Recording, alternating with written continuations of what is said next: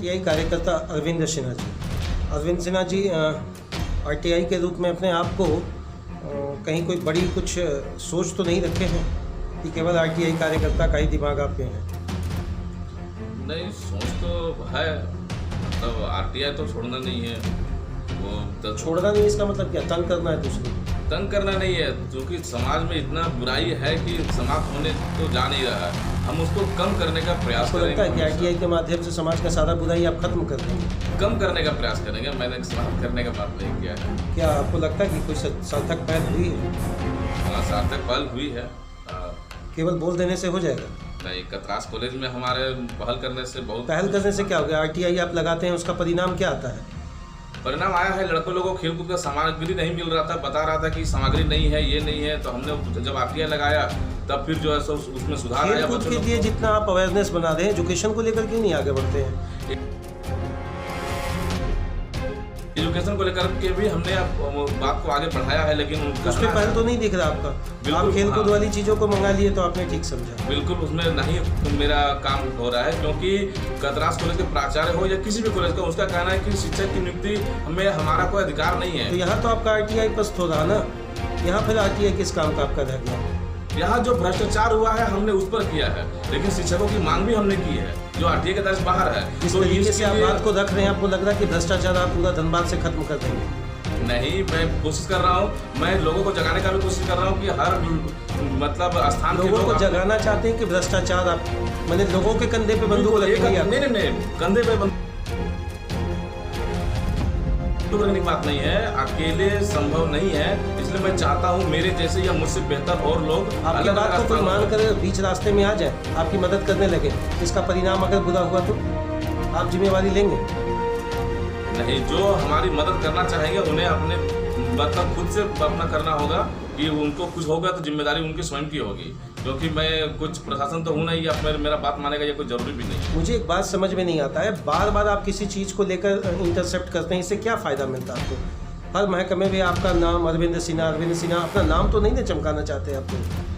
बिल्कुल नहीं, सवाल मतलब होता ये है कि हम अगर कहीं कुछ करते हैं, कहीं कुछ बुरा होता है, अगर इंटरफेयर करते हैं तो नाम तो स्वाभाविक है, नाम तो आएगा ही। मेरा ऐसा कोई उद्देश्य नहीं है। उद्देश्य जब नहीं तो एक्चुअली बेसिक रीज़न क्या है? आप अपना काम करें, कमाएं खाएं, समाज को छोड़ें, अपने बारे में सोचें थोड़ा सा। नहीं, ये नहीं हो सकता है। ये तो 2009 से ही लगभग मेरे मन में आ गया था कि नहीं कुछ करना है। लोगों के हमने कॉलेज से शुरू किया, देखा परेशानी है तो मैंने उस पर पहल करना शुरू किया, आवाज़ उठाना शुरू किया। 2009 से 2020 तक आपके पहल का क्या परिणाम है? क्या आप किसी एक कॉलेज को भी बदल पाए? क्या वहाँ सुचारू व्यवस्था आ पाई? देखिए, कोशिश हुआ है और जितना भी कोशिश हुआ है बहुत बदलाव आया है। कतरास कॉलेज में आज ड्रेस कोड लागू हो गया है, ठीक है, आइडेंटिटी कार्ड नहीं था। आप ड्रेस कोड आपके कहने से लागू हो गया? ये तो यूजीसी पैनल का रिकमेंडेशन फॉर्मेट था। नहीं, मैंने ज्ञापन दिया था, मेरे पास अभी प्रमाण है, मैं चाहूँ तो आपको दिखा सकता हूँ। आपके ज्ञापन देने से आपको लगता है कि ड्रेस कोड लागू हो गया? बिल्कुल, थोड़ा पहल हुआ। लोग जो और भी कतरास कॉलेज के छात्र नेता लोग होंगे, ठीक है, उन लोगों ने भी प्रयास किया, लेकिन उसी का परिणाम है। राजनीति में तो आप देख रहे हैं क्या स्थिति है? आज छात्र राजनीति उठकर पार्टी राजनीति तक आ चुका है। ये अलग बात है, हम भी छात्र राजनीति से ही उठे हैं, लेकिन हमने आरटीआई का रास्ता अपना लिया है, क्योंकि हमने देखा कि भाई अनशन करना, आंदोलन करना ये नेतागिरी है। मैं नेतागिरी करना नहीं चाहता, इसलिए मैं एक वैध हथियार के साथ लड़ना चाहता हूँ। वैध हथियार के साथ लड़ने को तैयार है और कह रहे हैं कि हम दूसरों को साथ में लेकर नहीं चलेंगे। मैं तो चलने की बात कर रहा हूँ, लेकिन समाज सेवा जो लोग करना चाहते हैं उनको खुद के भरोसे करना होगा। अगर वो मेरे पर अगर पूछेंगे कि अगर कुछ हो जाएगा तो मैं क्या करूँगा? मानते हैं कि आरटीआई समाज सेवा है क्या? हाँ, मैं समाज सेवा है आपकी। किस तरीके से? अगर हम समाज में पहले भ्रष्टाचार जो है, बुराई है, ठीक है, चाहे ब्लॉक स्तर के हो, जिला स्तर के, चाहे कहीं भी, अगर हम उसको उठाते हैं तो ये तो समाज सेवा ही है। उसके बाद का परिणाम क्या होता है? परिणाम तो दुखद होता है, सुखद भी होता है। आपको अगर समाज सेवा करने निकले तो थोड़ा खट्टा मीठा अनुभव तो होगा ही। आरटीआई करता लोगों की जान चली गई है, फिर भी मैं इसी मुद्दे को आपसे मैं जानना चाहता कि यार हर ब्लॉक, हर विभाग या कहीं भी एक आरटीआई कार्यकर्ता जाता है, अपनी बात रखता है, तो उसके साथ बहुत सारी परेशानियां होती हैं। बिल्कुल। तो वैसे कंडीशन में गार्जियन क्या चाहेगा कि उनके घर से कोई आरटीआई कार्यकर्ता बने? गार्जियन तो हमारा भी नहीं चाहता, हमको हर दिन रोकते हैं। जब भी हम लिखने बैठते हैं तो गार्जियन हमारे भी माता पिता मना करते हैं कि ये सब क्यों करता है, अपना से अपना मतलब रखो ना। लेकिन फिर भी मेरा दिल नहीं मानता। मैंने आपको लगता है ये देश प्रेम है? हाँ, जो समझिए लोग जिस तरह से इसको समझे। कुछ लोग तो समझते हैं कि भाई मैं नाम कमाना चाहता हूँ। अगर आप देश प्रेम की बात करते हैं तो दूसरे छात्र नेता आपको मदद क्यों नहीं करते? आरटीआई जो संस्था है वो तो केंद्र सरकार ने ही लागू किया है, लेकिन आज केंद्र सरकार भी इसको मदद नहीं करती है, तो मैं दूसरे से क्या उम्मीद रखूँ? इसमें तो एकला चलो रे की भाषा है, ठीक है। एकला चलो रे ये पुरानी कहावत थी, आपकी बात मानेंगे, बहुत बड़ा स्टेटमेंट है ये। लेकिन जो वर्तमान स्थिति है उस कंडीशन में एकला चलो रे आपको लगता है कि कुछ कारगर है? मैं प्रयास कर रहा हूँ अपने स्तर से जितना भी कारगर हो। अगर 100% में 1% सुधार हो रहा है, मुझे तो लगता है कि जितनी आपकी कोई बहुत बड़ी सोच तो नहीं है इसके पीछे, या कोई राजनीति में आने का वैकल्पिक स्थिति तो नहीं बनवा रहे? बिल्कुल नहीं, राजनीति में आने का फिर ऐसा कोई इरादा नहीं है। आपको सोशल मीडिया के माध्यम से मैं अक्सर देखता हूँ आप टोका टिप्पणी करते हुए देखे जाते हैं। सोशल मीडिया में मैं जहाँ फिर टोका टिप्पणी क्यों? अगर कोई कुछ कर रहा है तो उनको करने दीजिए।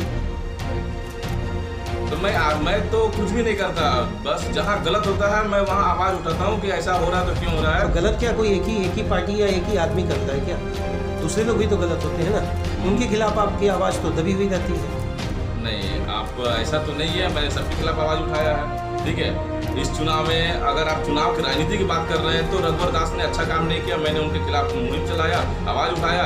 अभी जो हेमंत सोरेन है वो भी उसी तरह की हरकत कर रही है, ठीक है।